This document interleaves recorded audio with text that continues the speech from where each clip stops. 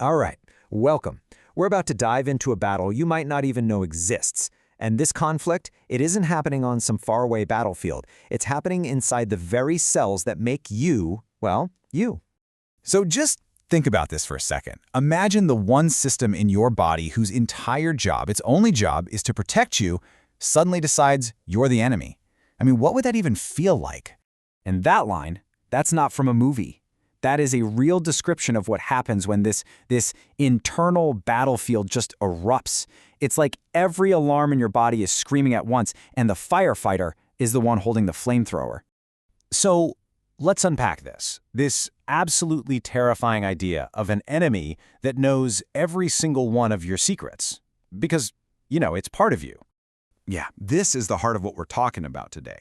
See, we're not dealing with some outside invader, like a virus or bacteria. This is a civil war. Your own body's defenses are launching this brutal, non-stop campaign against yourself. And the scary part? There's nowhere to run. Okay, so let's get into the nitty-gritty here. Because as dramatic and, frankly, as terrifying as all this sounds, this internal war, it has a name. And for millions of people, it's a very real medical diagnosis. It's called an autoimmune disease. And to put it simply, it's basically a case of mistaken identity, but on a catastrophic scale. Your body's own security team just can't tell friend from foe anymore, and so they start dismantling the very thing they're supposed to be guarding. And this right here, this shows you the fundamental mistake perfectly. Look, on one side, you've got the normal, healthy response. Immune cells go after a virus. It's clean, it's efficient, it saves your life. But then, on the other side, you see those exact same cells attacking your own healthy skin, your joints. It's the same weapon, right? It's just pointed in completely the wrong direction. And, we're not talking about some super rare, theoretical thing here. Lupus, rheumatoid arthritis, multiple sclerosis. You've probably heard of these. They are well-documented, very real diseases that prove this internal conflict has been happening and has been studied for decades. So what does this actually do to a person? Well, the results are just devastating. It's not just a vague feeling of being sick. It is a literal physical breakdown of your body. Joints get swollen and painful from constant inflammation. Muscles get weaker and weaker, and crucial organs, we're talking your kidneys, your heart, they can actually start to fail under this relentless 24/7 assault from the inside.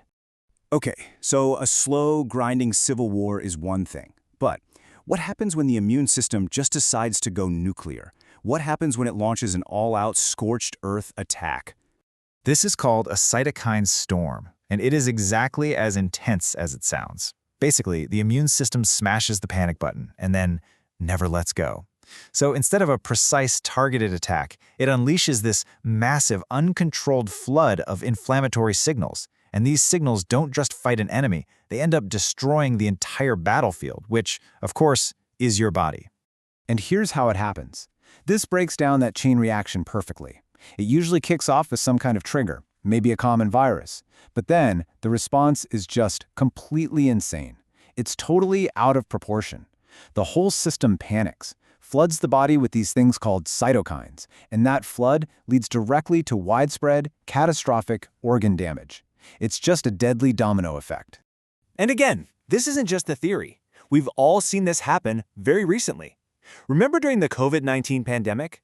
Some of the absolute worst cases weren't just about the virus itself. The real killer was the patient's own immune system overreacting with the cytokine storm.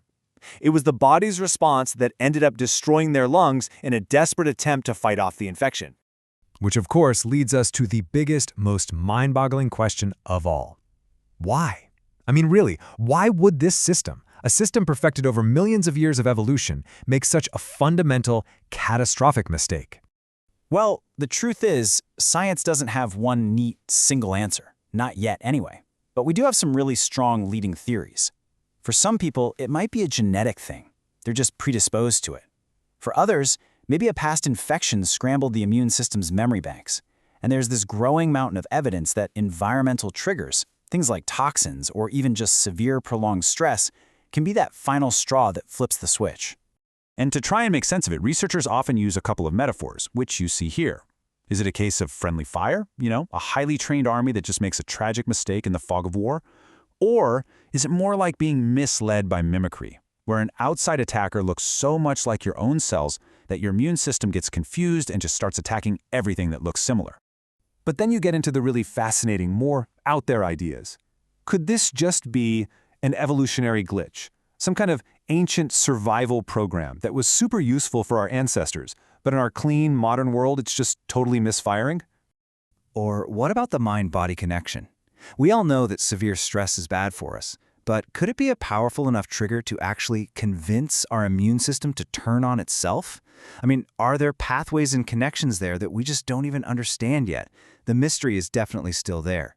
So, all these questions, the why, the how, they all lead us to this final battlefield.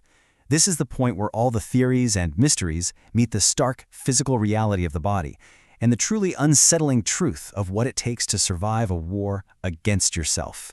And let's not sugarcoat it. If a full-scale autoimmune assault goes unchecked, the outcome is, well, it's inevitable.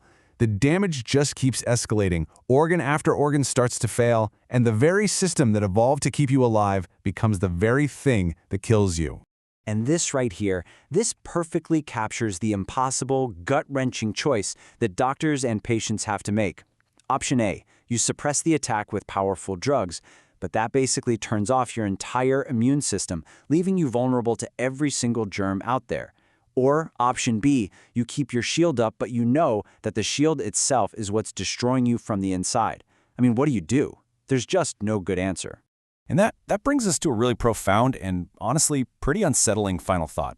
Look, inside every single one of us, there's this incredibly powerful force, a force capable of both saving us and, if things go wrong, destroying us. It's a guardian, walking on a razor's edge. It has the power to preserve your life and the power to end it. So the real question is, what's keeping it in balance right now?